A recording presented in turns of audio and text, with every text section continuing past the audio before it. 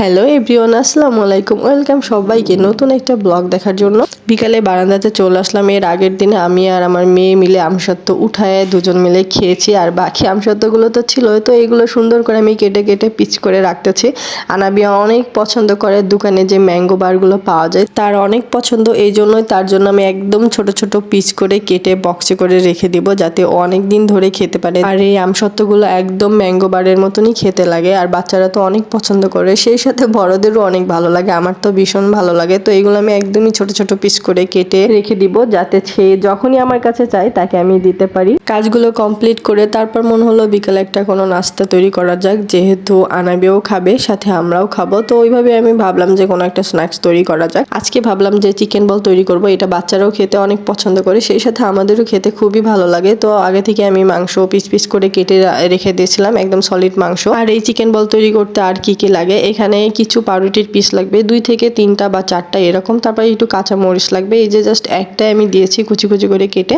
তারপর এখানে ব্রেডগুলো সুন্দর মতো করে একদম কুচি করে নিলাম, যাতে আমার ব্লেন্ড করতে একদম সোজা হয়। আর তারপর এখানে একটা লাগবে শুকনা ভাজা মরিচ নিয়েছি আমি, জাস্ট একটাই নিয়েছি, চিলি ফ্লেক্স যাকে বলে, জাস্ট একটা শুকনা মরিচ নিলেই হবে ভাজা। তারপর এখানে পরিমাণ মতো আমি লবণ দিলাম। দেন আমি একদম সলিড মাংসের সাথে একটু হাড্ডি ছিল, তো এগুলো আমি জাস্ট ছুঁড়ে ছুঁড়ে নিতেছিলাম কেচি দিয়ে। তারপর সুন্দর মতো করে মাংসের মধ্যে এখন আমি আদা রসুনের পেস্ট দিব। এখানে আপনারা চাইলে আস্ত আদা রসুন কুচি করেও দিতে পারেন। তারপর এখানে আমার চিকেন বল তৈরি করতে স্বাদটা আরো বাড়ানোর জন্য 2টা গোলমরিচ দিয়ে দিব। তারপর সবকিছু একসাথে জাস্ট মিক্সড করে, সেই সাথে এখানে আরো লাগবে কর্নফ্লাওয়ার, বা বাসায় যদি ময়দা থাকে তো 1 থেকে 2 চামচ দিলেই যথেষ্ট। তো এখানে আমি 1 থেকে 2 চামচই দিয়েছি ময়দা, যেহেতু বাসায় কর্নফ্লাওয়ার ছিল না। তারপর জাস্ট হাত দিয়ে মিক্সড করে এখন ব্লেন্ডারে দিয়ে দেবো। কোনো রকম পানি ছাড়া এটা ব্লেন্ড করতে হবে। তো আমি একটু অল্প অল্প করেই দিতেছিলাম, যাতে চিকেনগুলো সুন্দর মতো একদম ব্লেন্ড হয়ে যায় কোনো ঝামেলা ছাড়াই। তারপর এই যে আমার এখানে ব্লেন্ড করাও শেষ, একদম দেখেন সুন্দর মতো ব্লেন্ড হয়ে গেছে, কোনো রকম পানি দেওয়া যাবে না। আর এই চিকেন বল তৈরি করতে একটা সুবিধা আছে, খুবই অল্প উপকরণ লাগে, আর স্বাদটাও খুবই খুবই খেতে ভালো লাগে। একটা খেলে মন চাই যে আরো খাই। এখন পুরোটা আমার ব্লেন্ড করা শেষ। এখানে আমি সুন্দর মতো হাত দিয়ে একটু মিক্সড করে নিতেছিলাম। তারপর এখানে টেস্টটা বাড়ানোর জন্য আপনি এখানে 2 চামচ সস দিতে পারেন।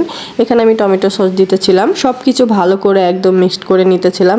এখন আমার একদম রেডি হয়ে গেছে চিকেন বল তৈরি করার জন্য। তারপর এখানে গরম পানি আমি চুলাতে দিয়ে দিলাম। তারপর হাতে একটু তেল লাগবে। তেলটা লাগার কারণ হচ্ছে যখন আমি চিকেন বল একদম রাউন্ড শেপে তৈরি করব, আমার হাতে যেন একদমই না জড়ায়, তো এই জন্য আমি তেল দিতেছিলাম। একটু পরপরই হাতে তেল দিতে হচ্ছিল। তো এইরকম করে সুন্দর করে রাউন্ড শেপে একদম মিষ্টির মতো করে বানিয়ে নিতেছিলাম।